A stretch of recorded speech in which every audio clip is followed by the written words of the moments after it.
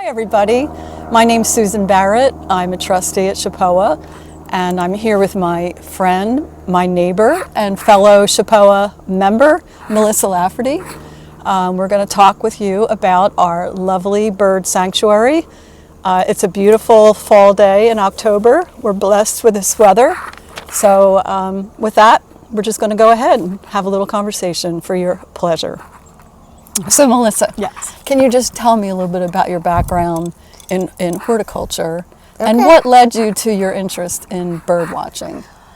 Well, my college background is not in horticulture, so it was an afterthought. But I got a job at a place in Delaware called Winter doing plant propagation. It's a beautiful garden. And then after that, I decided they needed more education, so I went to Longwood. They have a 2-year program. Okay. And it's like an associate's degree. You live there, you work there. And then I went to a garden off the main line called Chanticleer, and I think just because I love being outside, horticulture became my thing, and then it's hard not to go down the path of birds. Right. Once you're out there. Yeah. Wow. So that's impressive. I think your background, most of our members are probably familiar with all those places and respect them. And I'd say that's pretty awesome that you've had that experience in your lifetime. All right. So on the subject of bird watching, can you tell us where are some of your favorite places to bird watch? Here, I love being here. I like being here because I think now that you have a house here, I kind of consider this my local patch. And though I've only been here for 3 years, I like the challenge of seeing how many different things I could find here. It's a little bit of a game. Right. I like Nummi Island. The Point, of course. Right. The wetlands was great. And of course, Cape May. I mean, Higbee Peach, the Cape May Point, the Meadows, Northwood Center. And Bella Plain. Okay, right. You know, so there's something for every kind of, it kind of lends itself to a lot of different types of birds because there's so many different habitats around here. Okay. So right now we're in this period of migration, and I'm seeing a lot of bird watchers along the causeway. And, And I think I read that it's time for raptors. Is that true? Raptors, yep. There's a lot of places now that have hawk watches. Okay. Or just watches in general. So you can go to, I don't know where the local hawk watch would be for New Jersey. I know at home in Delaware they watch hawks from the beginning of September till the end of Christmas, and someone stays up there all day long and counts the number of species of hawks that they see and other birds that are migrating over. That's fabulous. I know they do a hawk watch, I'm sure, at the Cape May Point. Actually, they do a watch there all year round, I believe. Okay. There's always somebody up there doing a watch. Okay. And you can also go to Avalon, to the jetty, and there's somebody up there from September till Christmas who does a watch of the shorebirds that are migrating by. That's fantastic. And then there's Hawk Mountain. I mean, I've been there once or twice to see the hawks, not always at the right time of the year, but it's fabulous. So can you tell us about some of the types of birds that you've seen here at this sanctuary that you particularly love? Well, I definitely love the warblers. That's a group of birds. There's maybe there's 50 different species of warblers. Maybe of those you'd get 35 of them in New Jersey. Well, that's pretty good. I would say I've had 25 different species of them just here at the bird sanctuary. But that being said, it's timing's everything. Yeah. You find them in the spring, and then you find them from the end of August till just now. This is kind of this is last call. So last call for the last call for the warblers. But they're some of my favorite birds. And then other than that group of birds, I kind of like the one-offs. You have your typical yard birds that you're going to see all year round, the cardinals, nuthatches, titmice, chickadees. But then in the middle of the summer, you might get a cuckoo, you might get a yellow-breasted chat. You won't get 3 of them, maybe not even 2, but I like just finding that one. That's awesome. Do you record your sightings? I do. I use eBird. Okay. eBird's a great app that you can enter everything you see. You could go on eBird and you could search an area to see what other people have seen in that area. So it's a good way to, like if I'm going to go to Cape May tomorrow, I can look up and say, oh, what did they see at Higbee Beach, and have some kind of maybe expectation of what may or may not be there. Okay, that's awesome. Are there any rare sightings that you've experienced here in Stone Harbor? I guess it depends how you want to classify rare. Maybe I've had some first, like we call them life birds. Okay. So it's a bird that you've never seen before. And I've had a couple life birds here. That being said, I'm a newer birder. I'm only 4 years in, so I get a lot of life birds. Oh, that's great. That's fabulous. But I would say, like a mourning warbler is I've had here. I found that was, somewhat unusual.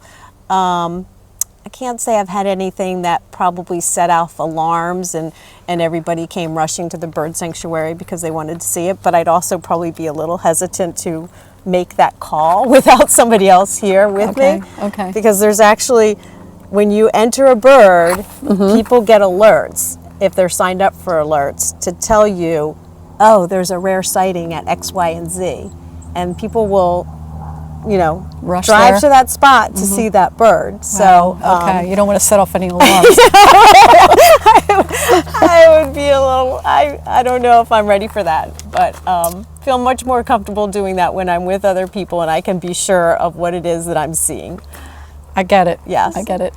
So when I first moved to Stone Harbor, I heard that the bird sanctuary was sort of like past its prime, so to speak. I'm sure Right. my language is probably appropriate or right for this, but I didn't understand what they meant, and so I did a little bit of I have some questions, and I was told that the snowy egret used to migrate through here and no longer does so. And I think that people extrapolated that fact into an assumption that this sanctuary was no longer attracting many birds. Right. Can you comment on that at all? Yes, when you say passing through here, I think that's kind of interesting because they might not be right here at the bird sanctuary, but you certainly have snowy egrets and great egrets and all the herons, the black-crowned night heron, the tricolored heron, the green heron, at the wetlands or at Nummi Island. There's certainly in other places, Avalon. There's a big rookery up in Ocean City, New Jersey. Right. So they're maybe not, the big and obvious birds aren't here. And I know they maybe once were, but this also got reduced in size. Okay. I think maybe back in the 40s, this was 40 acres. I And did it not got know reduced that. to, it got reduced to 20 acres. And, while I think the habitat's been restored, there's a lot of predators now because of all the development. It's kind of forced predators into smaller spaces, and that's not always an ideal situation for birds to be nesting in the trees because a lot of those predators can climb trees. Okay. And despite that, it's still an amazing resource. Yeah, I mean, let's see, I think I've been keeping lists now for 2 years.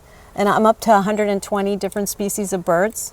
Just here? Just here. That's wonderful. This little radius of walking around the block. I think 220 species of birds that's amazing.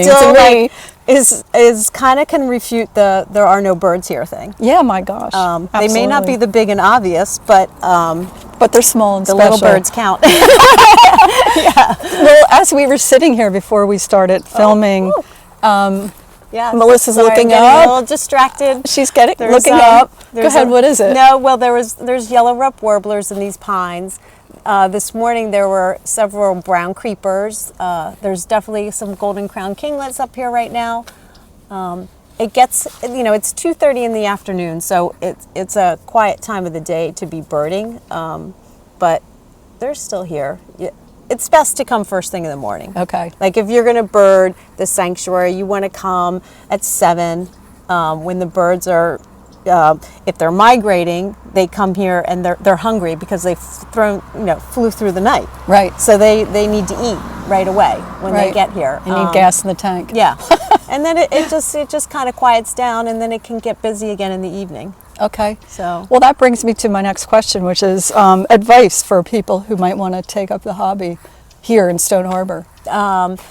Well, come here early in the morning, for sure. And then the good thing about shorebirds, you can do that kind of all day long. Yeah. So, you could go to the point and you see the skimmers and the common terns and, hopefully a plover. You can go out to Nummy Beach and, those birds are around pretty much all day. Right. So it's kind of good to start your day at a place like this. Yeah. There's a little guy right there, right here as we're talking. You seen this bird? Oh, yeah. Yeah, tell what's Yellow that? rump warbler. Awesome. Yeah. How lucky are we? Yeah. There are a lot of those right now. They do migrate, but then we also have like a winter group that will stay. Okay. Okay. Probably one of the only warblers that stays in this area for the winter. Okay. Yeah. Very interesting. Most go to South America. You have to think that they're going they nest in Canada and then they're flying to like South America, and they fly down the coastal areas. So it's so important that they have this like place to stop. Right, like to a kind of resting spot. refuel, you know, even just to get to Cape May and and then carry on. So it is important. Okay. And so you mentioned the eBird app, but there are any other tools other than binoculars that you would recommend? Definitely good binoculars. A book. Okay. I'd say good books are always good. Definitely talk to other people. I met a woman here that was birding, ask questions like, oh, what did you see? Yeah. Take classes. Like New Jersey Audubon does a lot of classes in Cape May, a lot of walks. I've learned a lot doing those. And Merlin. So Merlin's another app. It's kind of fun. You just download it on your phone and you can press listen, and it will pick up the sounds that it's hearing and it will list the birds. Awesome. Now, it's not 100% all the time, but it just might clue you in to say, oh, Merlin heard red-eyed vireo. Maybe I should look for that. So I don't always count birds I don't see, but I think once you kind of get better at birding, you can start counting birds that you hear and not see, because you just start knowing that sound. That's so great. So great. Like I'm hearing a mockingbird right now. So if I was doing a list, even though I might not see the mockingbird, I'd count the mockingbird because it's pretty identifiable. Okay. Yeah. Well, I'm a complete novice, but I was camping out in the pines a couple years ago, and in the middle of the night we're sitting around the fire and we heard whippoorwill, whippoorwill, whippoorwill. I'm like, oh, it's a whippoorwill. Some are kind of easy because most kind of are like, they are what they say, I was like, oh man, I'm brilliant. But it's a great bird to hear. Yeah, it's exciting. Heard my first one in the in Bellaplane this year. That's where I was. Doing the big day, the bird count. Oh, that's awesome. So I was like, oh, well, that's kind of fun. But you definitely have to be up at crack of dawn to hear that bird. So unless you're camping or right up at the crack of dawn. Right. All right. Is there anything else that you'd like to share with us before we wrap it up? And let me thank you so much for your time. Yeah. I guess I would just, I mean, I do hear a lot that there aren't many birds here. I hope people can appreciate it and understand its importance. And the people that take care of this, the volunteers, have just done a great job. I know keeping an area like this free from invasive plants is just, it's a lot of work. And they've done a really good job kind of bringing this back to some really great habitat. And that's great. It's not just about the birds, it's about the box turtles. It's about, the amphibians and reptiles and insects that are in here. With everything that's being developed around it, these areas have really become important because so many of the landscapes are so sterile and it's precious. It is precious, and when we're lucky, and if you ever see me out walking around the block with my bins to the sky, just stop and talk to me. I'd love to talk birds with anybody. That's great. Thank you so much, Sure, my Melissa. pleasure. I really My appreciate it. pleasure.